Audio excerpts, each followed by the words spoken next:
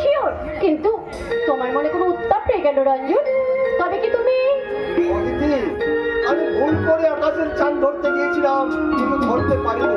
আর চাঁদ ধরার ইচ্ছে থাকলে সাধ্য যে আমার নেই। অদিতি রঞ্জন, গোপালকে বিয়ে করলে পরের পর তুমি যেভাবে নিরাশ হয়ে ভেঙে পড়বে, এটা আমি ভাবতেও পারিনি।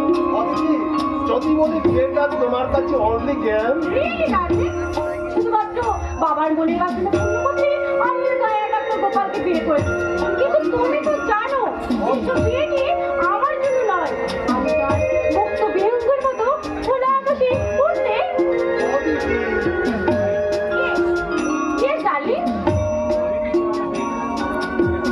তোমার কাছে আগে যেমন ছিল এখনো ঠিক তেমনই আছে। ডাক্তার গোপাল যদি তোমার এরকম জীবনযাত্রা পছন্দ না করে, অদিতি তাতে কোনো অসুবিধা নেই, ডিভোর্স করে আমি রেডি করেই এসেছি। তোমার জন্য আমি সব কিছু তো ত্যাগ করতে পারি রঞ্জন। একটু তোমার শরীরে উত্তাপ নেওয়ার জন্য তো আজ আমি ছুটে এসেছি এই নির্জন বাগান বাড়িতে। এসো এসো, আবার জড়িয়ে ধরো।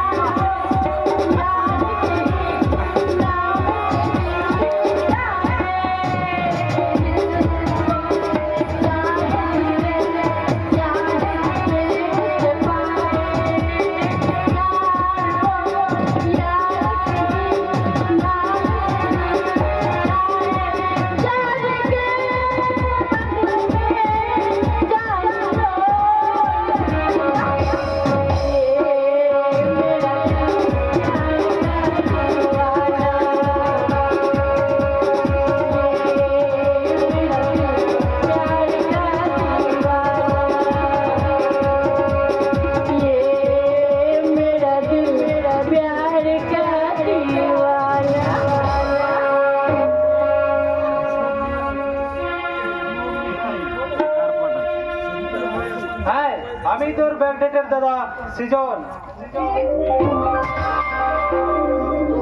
হঠাৎ বিয়ে করতে বাধ্য হয়েছি।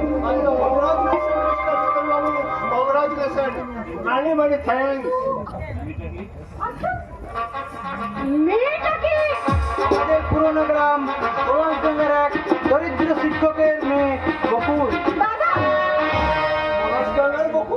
হ্যাঁ, আমি একটা ভয়ঙ্কর দুর্ঘটনা থেকে বাঁচাতে গিয়ে ওকে আমি বিয়ে করতে বাধ্য হয়েছি। একটা সরল পবিত্র ফুলের মতো জীবনকে বাঁচানোর এছাড়া কোনো উপায় ছিল না। আচ্ছা সৃজন বাবু, আপনার ফুলের মতো পবিত্র স্ত্রী মুখখান আমি দেখতে পারি? হ্যাঁ, এটা অবশ্যই দেখুন।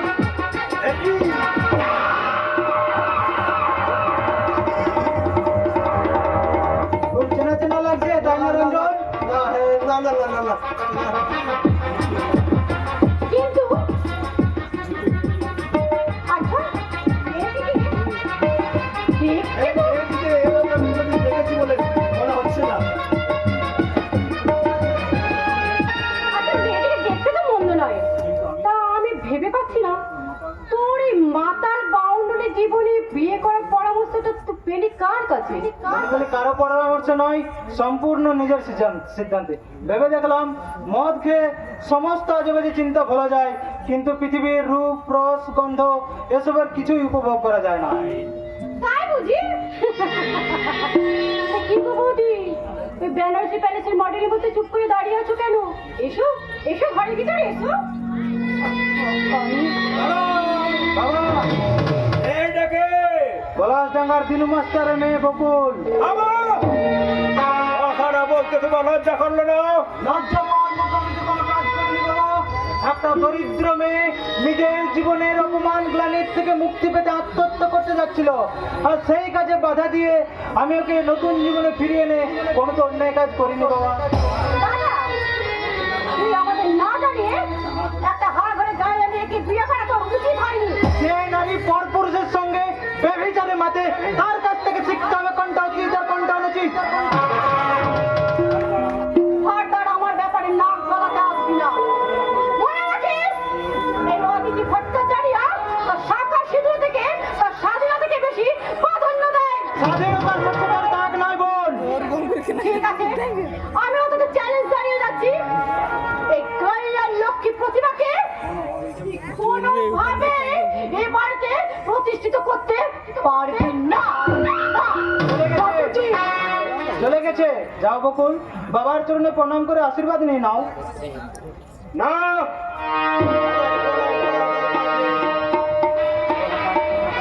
অসাগর অজাত কুজাতের মেয়ে। বাবা, তাকে পদ্ম ফটো বলে, পদ্ম ফুল কিন্তু অপবিত্র নয়। হ্যাঁ, তোমার মুখ থেকে গানের গান শুনতে চাই না। স্বামীর আশ্রয় ছাড়া আমার তো যাবার আর কোনো জায়গা নেই বাবা। গরিব বলে আপনি আমাকে তাড়িয়ে দেবেন না। শুনেছি আপনাদের বাড়িতে অনেক ঝি চাকর আছে, তাদের মধ্যে আমাকে না হয় রেখে দেবেন বাবা। বাবা, আপনি আমাকে এভাবে তাড়িয়ে দেবেন না। হাসি মুখে আপনার সব কথা মেনে নেব। শুধু তোমার মুখ চেয়ে আমি ওকে ভিতরে ঢোকার অনুমতি দিলাম।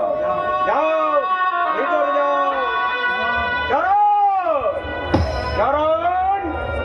এসো গো খোকা বাবু, এসো গো বৌদিমণি, তোমাদের শাক বাজিয়ে বরণ করে ঘরে তুলতে কেউ না এগিয়ে এলো।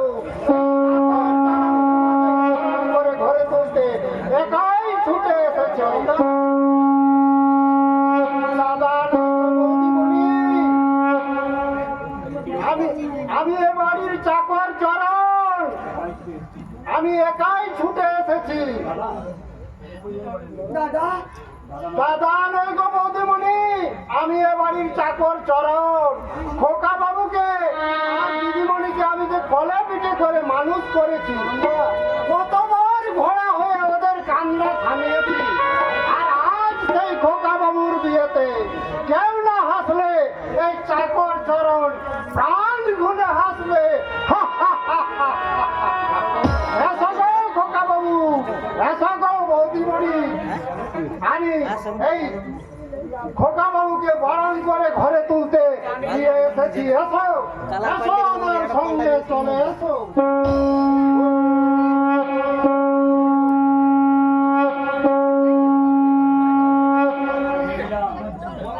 মেনে নিলাম, সন্তানের অন্যায় কাজকে মেনে নিয়ে একটা ডাক্তার গরিব মাস্টার মেয়ে হিসেবে মেনে নিলাম। বড় বাবু, আপনার এইটা মেনে না নেওয়াই ভালো হতো বড় বাবু। কেন? কারণ মেয়েটাকে আমি অনেক দিন ধরে চিনি বড় বাবু। কি বলতে চাইছো তুমি? বলতে চাইছি মেয়েটি চরিত্রহীনা এবং প্রতিটা। এই কথা তুমি আগে বলনি কেন? আজকে বড় বাবু সুজন বাবুর ভয়ে বলতে পারিনি বাবু। তোমার কথা যদি সত্যি হয় তাহলে আজই এই মুহূর্তে ওই নষ্ট মেয়েকে বাড়ি থেকে লাঠি মেরে দূর করে দেবো, আর চাবুক মেরে বুঝে দেবো ভবানী ভট্টাচার্যের অবাধ্য সন্তানকে সায়স্তা করতে জানে। বড়বাবু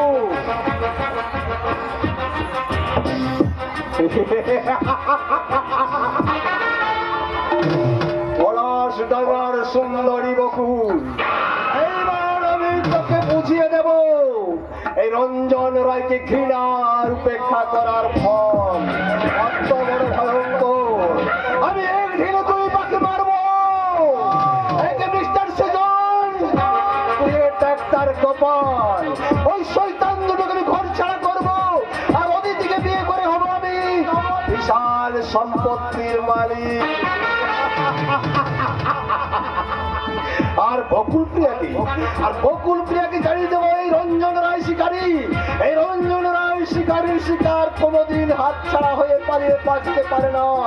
আর সেদিনই সেই চরম অপমানের বদলা নেব এই আমার অপবাদের ধারালো অস্ত্র দিয়ে।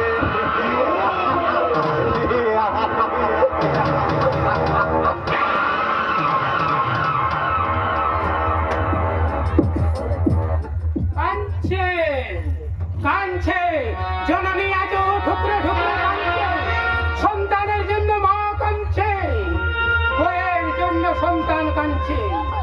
বাজারে সস্তা পণ্যের মতো মানবতা আজ ঠুকরে ঠুকরে কাঁদছে।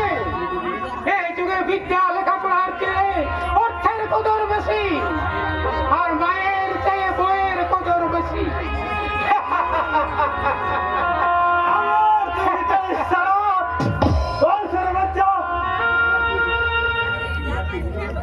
আবার তুই ভিতরে এসে বল। তোমরাই তো আমাকে ডেকে আনেছো, তোমাদের অনাচার আর অত্যাচারের মধ্যে দিয়ে বারবার ডেকে আনছো।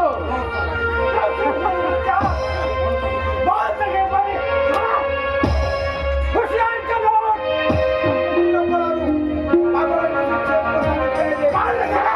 আমি কাটুন দাও।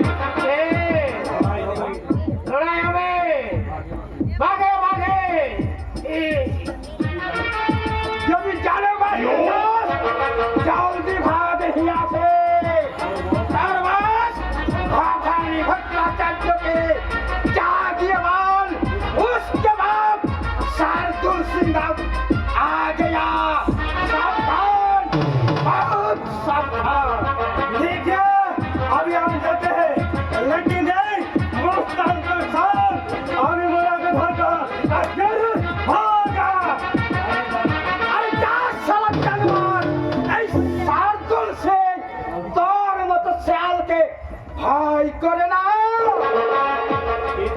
কে তুমি?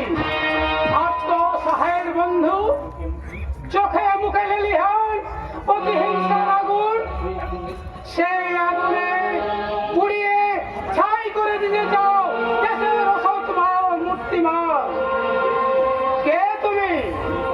আমি একবিংশ শতাব্দীর যুবক মানুষের স্বপ্ন, যেখানে অন্যায়, যেখানে অবিচার, সেইখানে প্রতিকারের ধারালো অস্ত্র নিয়ে হাজির হবে এই শার্দুল সিং। দেশের পুলিশ যেখানে নির্বাক, প্রশাসন যেখানে নিশ্চল, সেইখানে হাজির হবে এই দস্যু শার্দুল সিং। ও নিজের হাতে আইন শাস্তি নিয়ে ওদের রক্ষা করবে না। পেয়েছি, পেয়েছি। এতদিন পর আমি একটা সত্যিকারের মানুষ খুঁজে পেয়েছি। আইয়া হয়নি, হয়নি। এগিয়ে যাও, যারা দেশ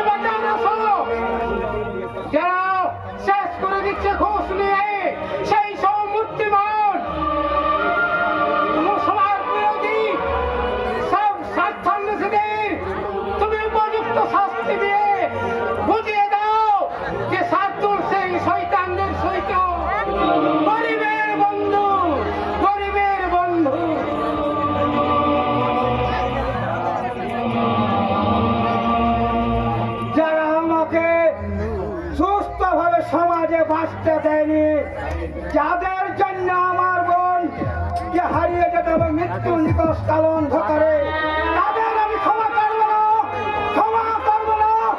যারা আমার বৃদ্ধ অবসর ছাত্র বাবাকে হারিয়ে দিয়েছে স্বপ্নের আকারে, তাদের আমি কাউকে ক্ষমা করব না, তাদের আমি কাউকে ক্ষমা করব না।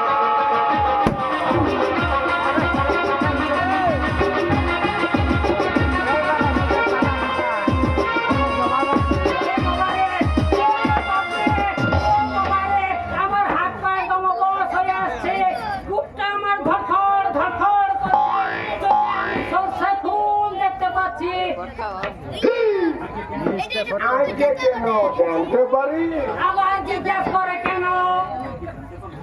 আজকে একটু জানতে বলে সাহস দিতে পারতাম। চুপ কর হারামজাদা। বলে হেলে ধরতে পারে না আর ছেলে ধরতে ওস্তাদ। সাইকুল সিং ধরছে আর মারছে। তার মানে কালোবাজারি, দুর্নীতি, সুবিধাবাদী আর সুদখোরগুলোকে মাছে মাছে ধরছে আর কথা বলে দিচ্ছে। ও এই কথা আর তো আগে বলবে তো। সাধু সিং ছেলে মানুষ, ওর বাবার বিয়েটা হামিয়ে দিয়েছিলি। চুপ কর হারামজাদা, সব ভাগ্যবাজে। দেখুন হাপ্পাবাজি বলবেন না, আমার নাম ফটিক চাঁদ মদনা মুদি থেকে মুখ্যমন্ত্রী হেন লাগলে যে ঘটকালি করিনি বলে আপনার মনে নেই? আনন্দবাজারের প্রথম পত্র কি লেখা ছিল? দেখাছিল রে ফটকে। জ্যোতিবাবুর বিয়ে দেওয়ার জন্য কি লিখেছিল? ভারত বিখ্যাত ঘটক ফটিক চাঁদ ফটফট ফটাস। দেখ ফটকে, ওই বেশি ফটফট করবি তাই জুতোর বাড়ি খাবি। কারণ আজকে আমার মাথায় এমনিতেই গরম আছে। আজকে একটা খবর শুনলে আপনার মাথা ঠান্ডা হয়ে যাবে। কি খবর রে ফটকে? আজকে বকুলকে পাওয়া গেছে। কি? বকুলকে পাওয়া গেছে? কবে? কোথায়? কেমন আছে বাপ? ভালো আছে, শুধু মাঝে মাঝে আপনার কথাই বলছিল। তাই লুকিয়ে ফটকে আমার কথা বলছিল? বন্য বাপ কি কথা বলছিল? সব বলবো তার আগে আমার ফিজ। ও শালা, সব কথা ভুলবে তো ফিজের কথাটা ভুলবে না। এই নে ধর। আসলে আপনার খুব ভাগ্য ভালো, 7 দিন পরে নদীতে জাল ফেলে পাওয়া গেছে। কাকে পাওয়া গেছে? আজকে বকুলকে। একদিন পর পাওয়া গেছে আমার বকুলকে। তো কেমন আছে বাপ? মরে গেছে না বেঁচে আছে? দিব্যি বেঁচে আছে। আসলে ফ্রিজের মতো ঠান্ডা আছে। এই ফটকে, আবার তুই ভক্তি মারার চেষ্টা করছিস। মনে রাখিস আমার নাম দয়ারাম গুড়ে। ওই বকুলকে যদি আমি না পাই তো তোর বকুল অন্ধকার সারাম জাদা। এই দেখো, বিশ্বাস করে না। বুদ্ধবাবুকে জিজ্ঞাসা করুন তো, কে বুদ্ধ বাবু? আজকে মুখ্যমন্ত্রী ওনার বিয়েটা আমি দিয়েছিলি। জানান জানান, আর কিছুদিন গা ঢাকা দিয়ে থাকুন। এই ফটিক চাঁদ ফটাতে সব কথায় বিশ্বাস করতে বাধ্য হবে। মমতার ঘটকালি শুরু করেছি। যদি সাকসেসফুল হতে পারি না, আমার বিয়েটা কবে হবে সেটা বল আগে হারামজাদা। কোনো চিন্তা করবেন না খুড়ো। বকুলকে যখন পাওয়া গেছে ওই জলে ডুবা মাল আপনার কপালে আছে। পলাশ সে ছাড়া তো অনেকদিন আগেই মারা গেছে। তার মানে লজ্জায় ঘিনায় তেল লাইনে মাথা দিয়েছে। তাই নাকি? তাহলে তো আর বাধা দেবার কেউ নাই। না, লাইন একবারে জলার মতন ক্লিয়ার। তবে ওই শালা শার্দুল সিং ওরে বাপরে, শার্দুল সিং, দেখবার ওই মানুষ রূপে জানোয়ারটার নাম মুখে আনিস না বাপ করতে। ও শালা নির্ঘাত জমদূত আছে। কিছুদিন একটু গা ঢাকা দিয়ে থাকুন খুড়ো। কোন গায়ে গেলে আপনার বিয়ে করা সার আর হবে না। সে কথা আর বলতে হবে না রে। আমাদের যা হবে ওই গোপনে গোপনেই চলবে। আচ্ছা ঠিক আছে, তাহলে বিয়েটা হবে সকলে হানিমুনে ওই স্বর্গধামে। এই করতে, এই হারামজাদা, তিনবার কথা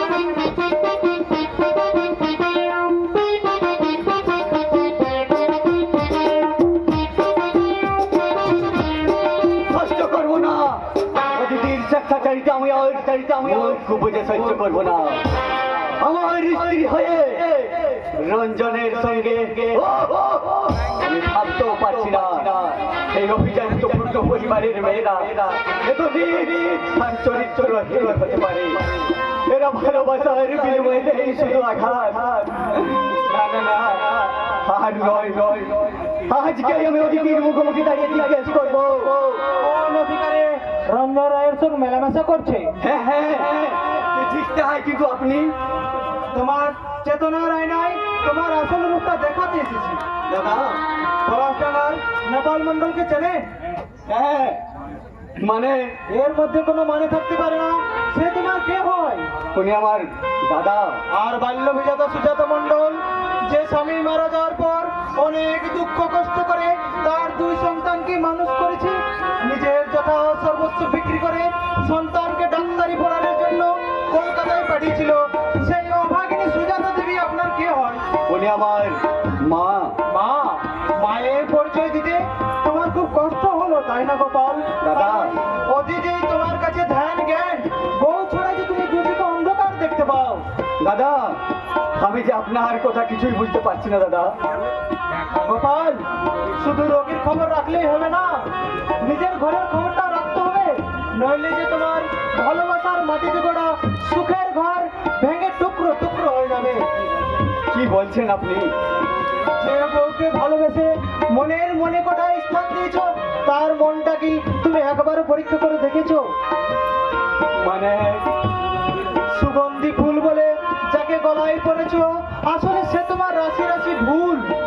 যার রূপ আছে কোনো গন্ধ নেই, যে ফুল ওই গাছেই শোভা পায়, কিন্তু কোনো দেবতার পুজোয় কাজে লাগে না। ওই বকুল, তুমি ডাক্তার, অনেক বড় ডাক্তার, বড় বড় অপারেশন করে বহু রোগীর প্রাণ ফিরে দিয়েছো। তাই তোমার কাছে আমার একটা ছোট্ট অনুরোধ ভাই, আমার বোন অদিতির তোমার চেতনার টেবিলে সুরুচির অস্ত্র দিয়ে ওর মন থেকে কুরুচিটাকে কেটে বাদ দিয়ে ওকে সুস্থ জীবনে ফিরিয়ে নিয়ে এসো ভাই। ওকে শ্বশুর বাড়ির গাধা হয়ে না থেকে তুমি ফিরে যাও পলাশডাঙ্গায়, তুমি ফিরে যাও তোমার মায়ের কাছে, মায়ের সেবা করে তোমার জীবন সার্থক করো, সার্থক করো তোমার মানব জীবন। দাদা, দাদা যা বলে গেল তা যদি সত্যি হয়, অদিতি অদিতি অতিথি বাড়িতে নেই জামাই বাবু, কোথায় গেছে? রোজ যেখানে যায়। তার মানে এর নতুন কি? আপনি নার্সিং হোমে বেরিয়ে যাওয়ার একটু পরে দিদিমণিও বেরিয়ে যায়, সন্ধ্যের আগে বাড়ি ফেরার নামও করে না। একটা কথা বলবো জামাই বাবু, বলো। দিদিমণিকে আপনি এত প্রশ্রয় দেবেন না, বউকে মাথায় তুললে চলুন না, আমার অপরাধ নেবেন না।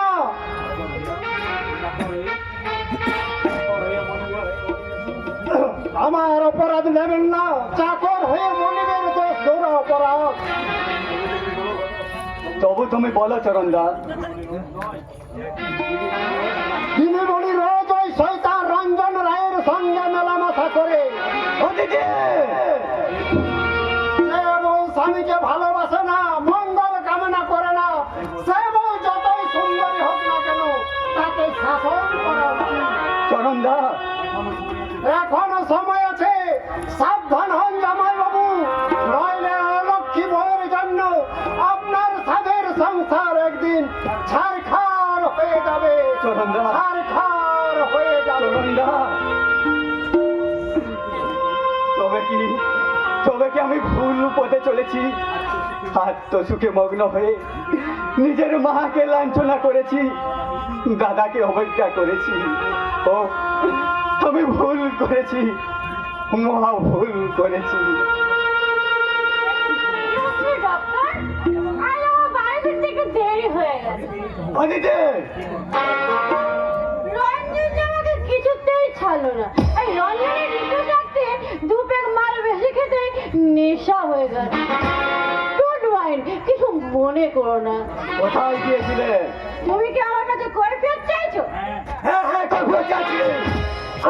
সব কৈফিয়ত চাইছি আমি। আমার কোনো কাজের কৈফিয়ত চাওয়ার কোনো অধিকার তোমার নেই। কারণ আমি তোমার স্বামী। স্বামী? এই স্বামী নয়, স্বামী নয়। তুমি আসামি, তুমি আমার বাবার টাকায় করে ঘর যাওয়াই। ঘরে যাওয়াই মানে স্বামীর অধিকার করা তোমার সাজে না। তুমি রঞ্জন বাবুর সঙ্গে যা ইচ্ছে তাই করবো। অদিতে, মাই লাভার, মানে ব্লাউড লাভার। তাই তোমার সঙ্গে বিয়ে করার আগে থেকে না রঞ্জনের সঙ্গে আমার সম্পর্ক। অদিতে, অদিতি ভট্টাচার্যকে বিয়ে করার আগে তোমার চিন্তা করা উচিত ছিল। এখন তোমার আর কিছুই করার নেই। এখন শুধু তোমার চোখ বুঝে স্বামীর কর্তব্য পালন করে যেতে হবে। এই ব্যবহার আমি একদম কিছুতেই মেনে নেব না।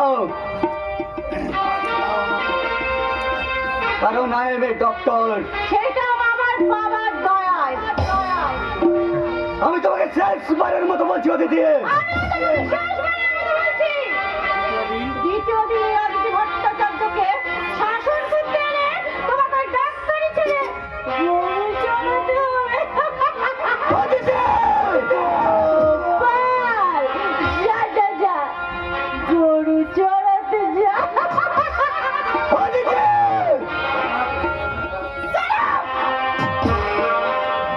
মনে রেখে এটা ভদ্রলোকের বাড়ি। ছোট লোকের মতো গলা চড়িয়ে কথা বলবে না।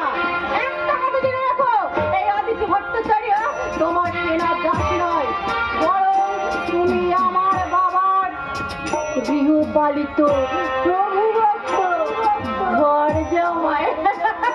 তাই তোমার কর্তব্য এই বউ নামক প্রভু সেবা করে যাওয়া। Understand? ও ভুল, আমার জীবনের চরম ভুল।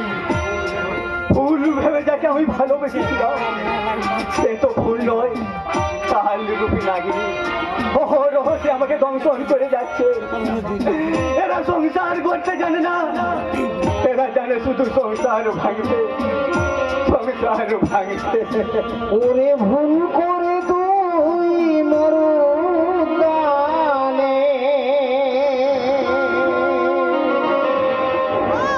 তুই বেলি ফুল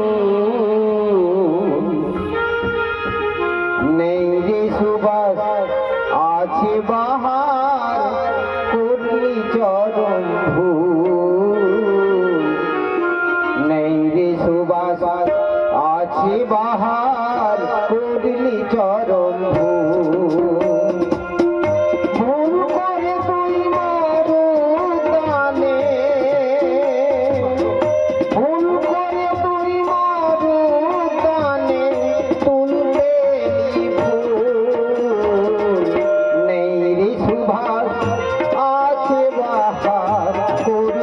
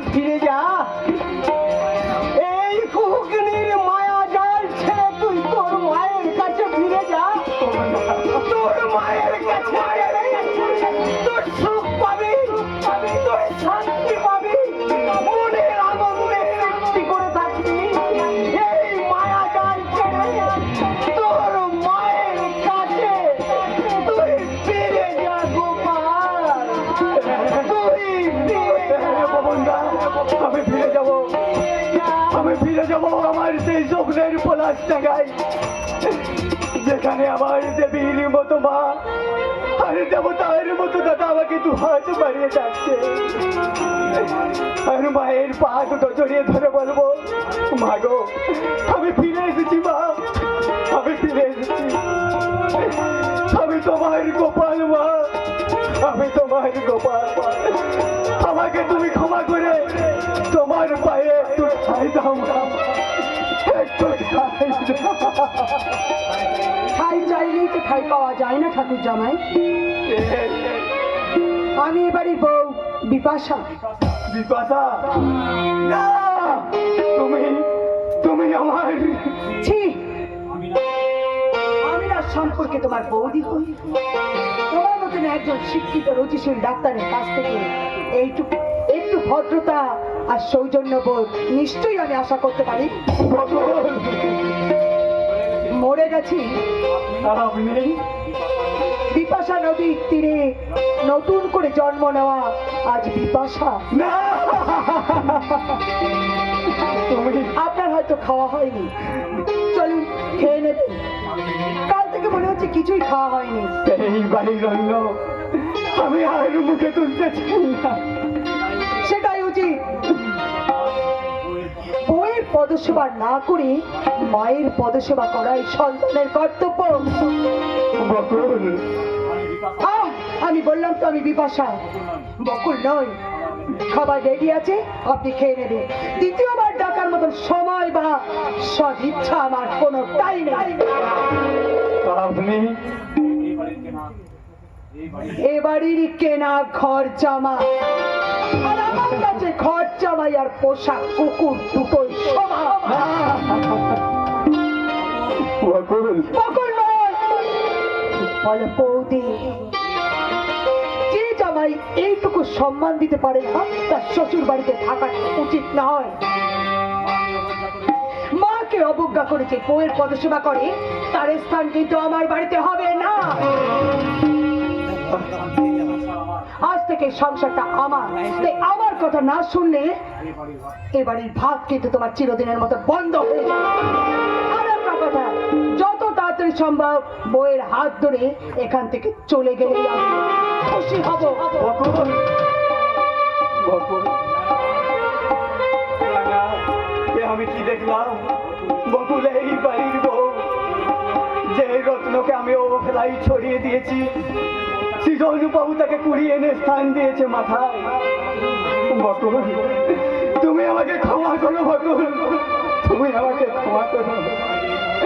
আজ আজ এই মুহূর্তে সব কিছু ত্যাগ করে আমি ছুটে যাব আমার সেই স্বপ্নের পলাশ টাকায়, যেখানে আমার দেবীর মতো মা আর দেবতার মতো দাদা আমাকে দুহাত বাড়িয়ে ডাকছে। আর সেখানে গিয়ে আমার মায়ের পা দুটো জড়িয়ে ধরে বলবো, মা গো আমি তোমার গোপাল মা, আমি তোমার গোপাল। তোমার এই অধম সন্তানকে তুমি ক্ষমা করো মা, তুমি ক্ষমা করো।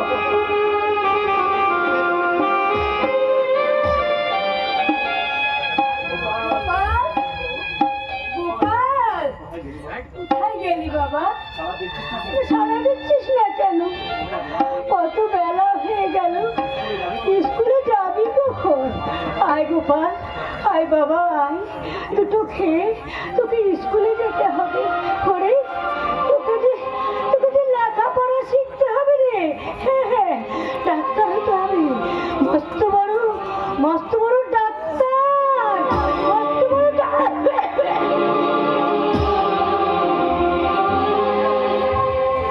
কি মা, তুমি আমার অসুস্থ হয়ে কেন উঠলে রে মা? কেন উঠলে? আমার যে ডাক এসেছে বাবা, এবার যে আমাকে যেতে হবে রে।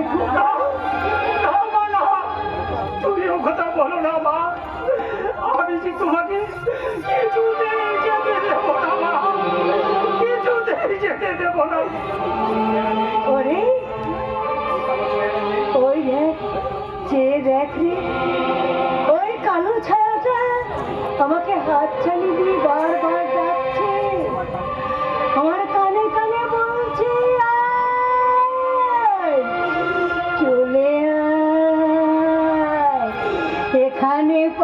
তুই অত্যন্ত শান্তি। আমি তোমাকে বুক দিয়ে আগলে রাখবো মা। দেখি যমরাজ কেমন করে তার সন্তানের বুক থেকে তার মাকে কেড়ে নিতে খোকা, ওই বিষ্ণুর বাবা আমার সব কিছু কেড়ে নিয়েছে মা। আজ আমি নিঃস্ব নিত্য অসহায় পথে শেষ রক্তবিন্দু দিয়ে আমি তোমাকে বাঁচিয়ে রাখবো মা। তোমাকে আমি বাঁচিয়ে রাখবো। সে যে বড় কঠিন রোগ রে খোকা, কোথায় পাবি এত টাকা? কে তোকে সাহায্য করবে? ভাইকে ডাক্তারি পড়াতে গিয়ে যা তুই ঋণ করেছিস তা তো তুই কাউকে এক পয়সা শোধ দিতে পারিসনি। মা আর তোকে কেউ সাহায্য করতে এগিয়ে আসবে না। কারো কাছে হাত পাতার তোর মুখ নেই, ঘরে এমন একটা জিনিস নেই যে তুই বিক্রি করে।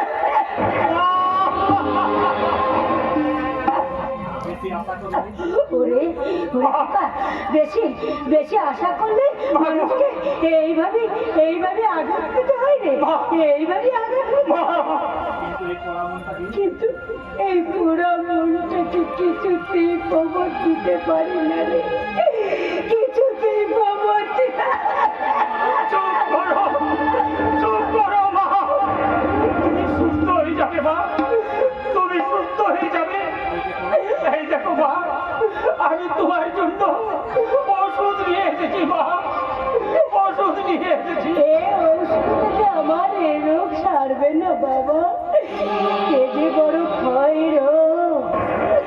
আমার শরীরে সব দেহে রক্ত ক্ষয়ে ক্ষয়ে শেষ হয়ে যাচ্ছে। না মা, না, আমি তোমাকে এইভাবে চলে যেতে দিতে পারি না মা। আমি যে তোমার উপযুক্ত সন্তান মা। খোকা, যেখান থেকে হোক, যেমন করেই হোক, আমি তোমাকে বাঁচিয়ে রাখবো মা, তোমাকে আমি বাঁচিয়ে রাখবো। বাঁচতে তো আমিও চাই রে বাবা, বাঁচতে তো আমিও চাই। আমার চলো, চলো মা, তোমাকে নিয়ে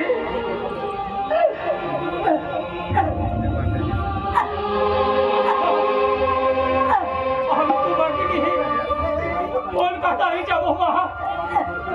তোমাকে সরকারি হাসপাতালে ভর্তি করে আমি তোমাকে সুস্থ করে তুলবো মা।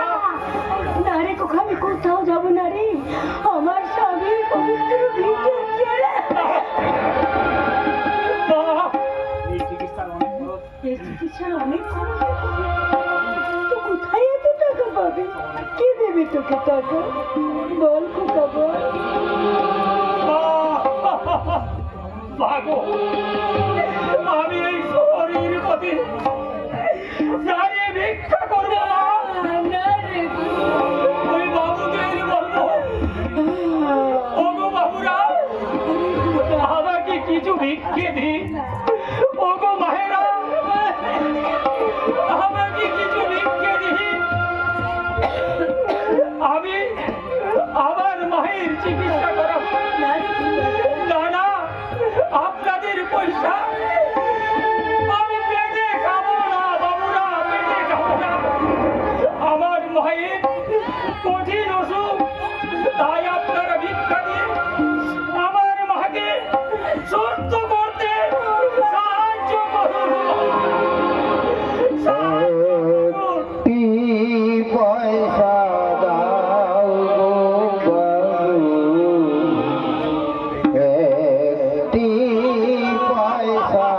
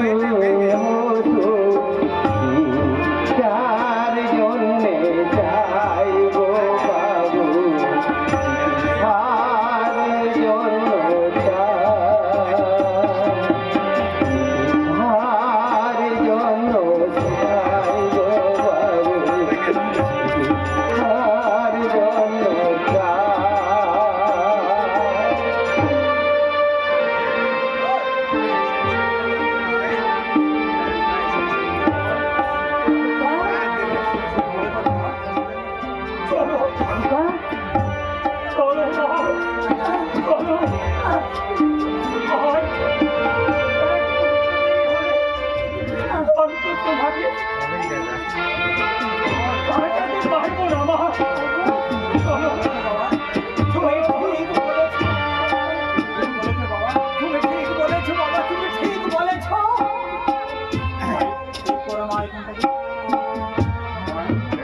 বাবু বাবা বল।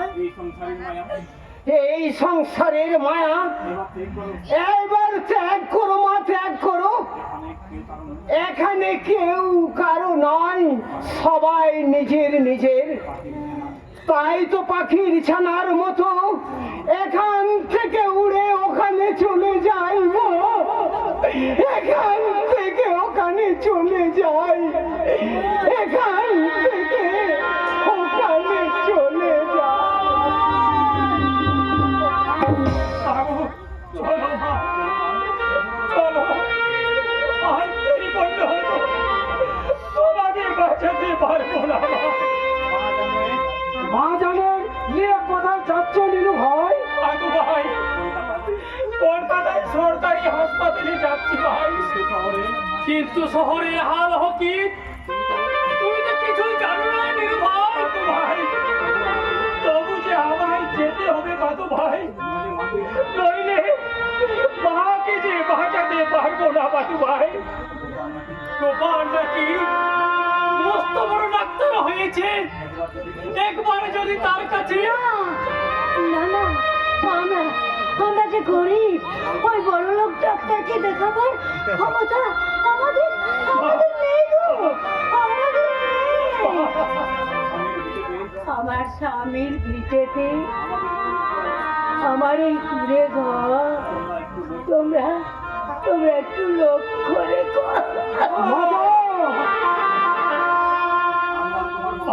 আমরাও তোমার মতোই ভিখারি, তবু ফসল বেচে কিছু টাকা এনেছি। মা জানে তবে খরচ করো নীলু ভাই। দাদু রহিম ভাই, নাও নীলু ভাই, কাকিমায়ের চিকিৎসায় খরচ করো এই টাকা। রহিম ভাই, তোমাদের ধার লাখ টাকার সমান। রহিম ভাই, তোমাদের ধার আমি মাথায় তুলে নিলাম। নীলু ভাই, রহিম ভাই, চলো মা, চলো, চলি রহিম ভাই। এই যাবে ভাই, আমার আমার শেষ প্রার্থনা ভাই, আজ যেন আমি ফিরে না আসি খোকা। পাগল, চলো ভাই, চলো, চলো ভাই। হায় আল্লাহ, এ কি তোমার খিলা খোদা? রহিম, তোমার সৃষ্টি জগৎ সংসারে এত স্বার্থপর এখানে ছিল ভালোবাসার কোনো দাম নেই, কোনো দাম নেই। মানুষ এত অতীত হয়ে যায়, এ আমার জানা ছিল না রহিম ভাই। কিন্তু আমরা না প্রতিবেশী, কিন্তু তোর মা, যে মা নিজের সুখ স্বাচ্ছন্দ্য ত্যাগ করে সন্তানকে খাইয়ে বড় করলো, যে দাদা নিজের সুখ স্বাচ্ছন্দ্য ত্যাগ করে ভাইকে ডাক্তার করলো, তাদের তুই ভুলে গেলি গোপাল। না না না, এ তো বিচার সইবে না রহিম ভাই, সইবে না। আমিও ভাবতে পারি নাই মানুষ এত বড় বেমান হতে পারে।